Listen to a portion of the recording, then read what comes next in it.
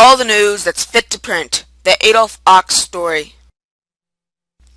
Adolph Ochs, born March 2nd, 1858, received little formal education, but he possessed talent and industry and had a personality to exploit them. At age 11, Adolph began working for the Knoxville Chronicle.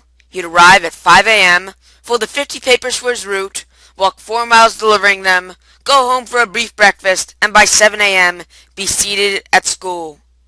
In 1877, Adolph Ochs began working for the Chattanooga Dispatch. The paper failed, but Ochs stayed in Chattanooga.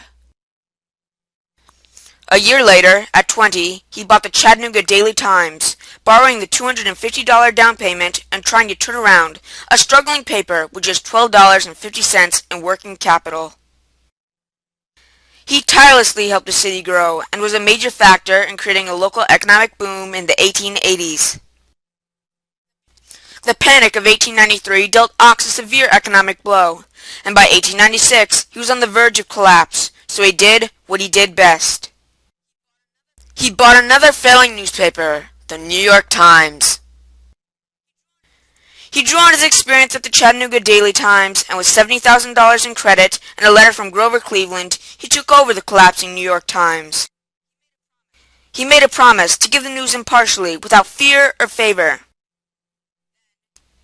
Then, he lowered the price of the Times from 3 cents to 1 cent, in spite of others telling him to raise it to 5 cents.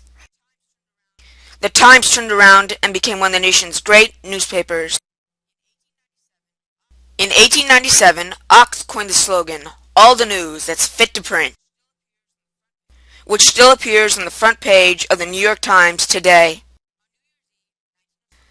On New Year's Eve, 1906, at midnight, Mr. Ochs dropped an illuminated ball from the top of Times Tower in Times Square, starting an event that today is watched by millions.